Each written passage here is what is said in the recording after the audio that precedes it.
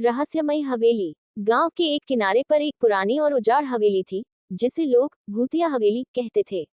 वहां के लोग कहते थे कि उस हवेली में कोई जाता है तो वापस नहीं लौटता। ये बात वर्षों से गांव में फैली हुई थी। किसी को नहीं पता था कि हवेली के अंदर क्या है, लेकिन हर कोई उससे डरता था। राहुल, एक शहर में रहने वाला युवक, अपने नाना के देहांत के बाद पहली बार गांव आया था। उसे पता चला कि उसके नाना ने उसे हवेली के पास वाली जमीन विरासत में दी है। जब राहुल ने हवेली के बारे में सुना, तो उसने इसे सिर्फ एक कहानी मान लिया। गांव वालों ने उसे चेतावनी दी कि वह हवेली के करीब न जाए, लेकिन राहुल ने उनकी बात को मजाक में लिया। एक रात, राहुल और उसके दोस्त सनी ने तय किया कि वे हवेली को अंदर से देखेंगे। उन्होंने टॉर्च और कुछ खाने पीने का सामान लिया और आधी रात को हवेली की तरफ चल दिए। हवेली के पास पहुंचते ही एक अजीब सा सन्नाटा और ठंडक थी। हवेली की खिड़कियां टूट चुकी थी, दरवाजे लकड़ी के सड़ चुके थे, और जगह जगह काई जमा हुई थी। जैसे ही वे अंदर गए, राहुल को महसूस हुआ कि वहां की हवा भारी हो रही है। हर कदम के साथ फर्श की लकड़ी चरमराती थी। सनी ने मजाक करते हुए कहा, भूत अगर सच में होते हैं तो अभी हमें दिख जाएंगे। लेकिन राहुल को वहां कुछ अजीब सा महसूस हो रहा था।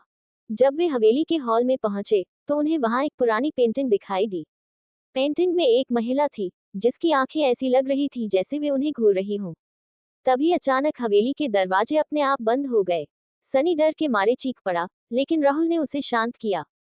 उन्होंने सोचा कि यह सिर्फ हवा की वजह से हुआ होगा। फिर वे ऊपर की मंजिल की तरफ बढ़े। सीढ़ियां कमजोर और टूटने के करीब थीं। जैसे ही वे ऊपर पहुंचे, उन्हें किसी के कदमों की आवाज सुनाई दी। दोनों एकदम चुप हो गए। राहुल ने धीरे से कहा, शायद कोई और भी यहाँ आया होगा। चलो देखते हैं।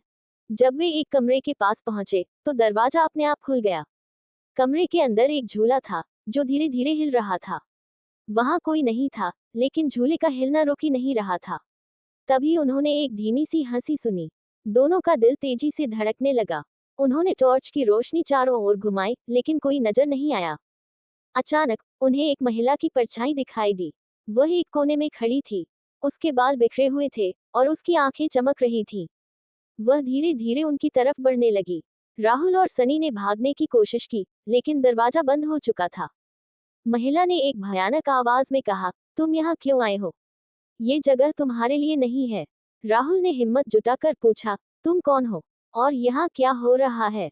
महिला ने अपनी कहानी बताई। वह हवेली की मालिक, रुक्मिनी, थी।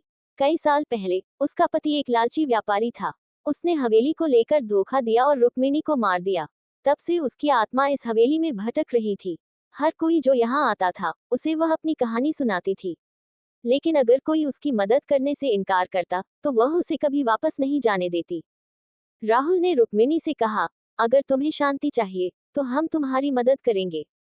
रुक्मिनी ने उन्हें बताया कि उसके पति की आत्मा अभी भी हवेली में कैद है। जब तक उसकी आत्मा को मुक्ति नहीं मिलेगी, वह भी मुक्त नहीं हो पाएगी। राहुल और सनी ने अगले दिन गांव के एक पंडित से मदद ली। पंडित ने कहा कि इस काम के लिए साहस और विश्वास की जरूरत होगी। उन्होंने बताया कि उन्हें हवेली में जाकर एक विशेष अनुष्ठान करना होगा। राहुल, सनी और पंडित ने अनुष्ठान की तैयारी की। जब वे हवेली में पहुंचे, तो वहां अजीब चीजें होने लगी। खिड़कियां अपने आप खुलने लगी, फर्नीचर हिलने लगा, और एक गहरी गूंज हवेली में गूंजने लगी। पंडित ने मंत्रोच्चार शुरू किया। तभी रुक्मिणी का पति, जो अब एक भयानक आत्मा बन चुका था, प्रकट हुआ। उसने अनुष्ठान को रोकने की कोशिश की, लेकिन राहुल और सनी ने हिम्मत नहीं हारी। उन्होंने पंडित की मदद की और आत्मा को काबू में रखने की कोशिश की। कई घंटों की कोशिश के बाद रुक्मिणी के पति की आत्मा को मुक्ति मिली। रुक्मिणी ने राहुल और सनी को धन्यवाद दिया। उसने कहा, अब मैं हमेशा के लिए मुक्त हूँ। तुमने जो किया है, उसका मैं कभी भूल नहीं पाऊंगी। हवेली से डरावनी ऊर्जा गायब हो चुकी थी। अगले दिन गांव वाले जब वहां पहुंचे, तो उन्होंने देखा कि हवेली अब सामान्य लग रही थी। राहुल ने गांव वालों से कहा, ये हवेली अब भूतिया नहीं है। ये हमारे अतीत का हिस्सा है, लेकिन अब ये सिर्फ एक पुरानी इमारत है। इस घटना के बाद राहुल ने अपनी विरासत की जमीन पर एक स्कूल बनवाया, ताकि गांव के बच्चे अच्छी शिक्षा पा सकें। हवेली की कहानी हमेशा के लिए खत्म हो चुकी थी, लेकिन राहुल की हिम्मत की कहानी गांव में हमेशा सुनाई जाती रही।